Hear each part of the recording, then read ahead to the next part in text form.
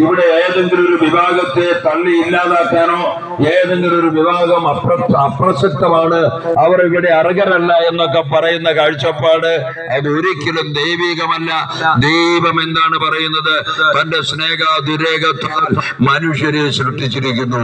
അങ്ങനെ മനുഷ്യരെല്ലാം ദൈവത്തിന്റെ സ്നേഹത്താൽ സൃഷ്ടിക്കപ്പെട്ടു എന്ന കാരണത്താൽ എല്ലാവർക്കും വസിക്കാനായിട്ടുള്ളതാണ് ഈ പൊതുഭവനമായ ഈ ഭൂമി. അത് ദൈവത്തിന്റെ സൃഷ്ടിയാണ്, മനുഷ്യന്റെ കരവേലയല്ല. ദൈവം മനുഷ്യന് വേണ്ടി സൃഷ്ടിക്കപ്പെട്ട ഈ ഭൂമിയിൽ എല്ലാവരും സമതുല്യമായി സഹോദര തുല്യം സ്നേഹത്തോടെ വസിക്കണമെന്നതാണ് ദൈവത്തിന്റെ ആഗ്രഹം. പ്രിയമുള്ളവരെ, മതമൈത്രിയും സാമൂഹ്യ ഐക്യത്തിനും എത്ര പ്രാധാന്യമുണ്ടെന്ന്. മതമൈത്രിക്കും സാമൂഹ്യ ഐക്യത്തിനും ഭംഗം വരുന്ന ഒരു പ്രവൃത്തിയിലും നാം ആരും ഇടപെടുന്നില്ല, ഏർപ്പെടുന്നില്ല എന്ന് ഉറപ്പ് വരുത്തേണ്ടത് നമ്മുടെ സമാധാന ജീവിതത്തിന് അത്യന്താപേക്ഷിതമാണ്.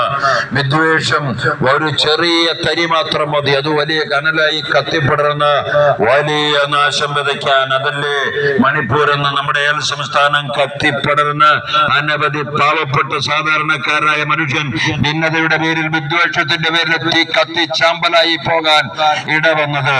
പ്രിയമുള്ളവരെ, വിദ്വേഷം എത്രത്തോളം വലിയ അപകടകരമാണ്. മതത്തിനും രാഷ്ട്രീയത്തിനും അതീതമായി മനുഷ്യനെ സ്നേഹിക്കാൻ കഴിയുന്ന ഒരു മാനവികത, ഒരു മാനുഷിക മൂല്യം അല്ലെങ്കിൽ ഒരു ഉയർന്ന കാഴ്ചപ്പാട് നമ്മളിൽ ഉണ്ടെങ്കിൽ നമുക്ക് നമ്മുടെ മുമ്പിൽ കാണുന്ന മനുഷ്യനെ സ്നേഹിക്കാൻ കഴിയും.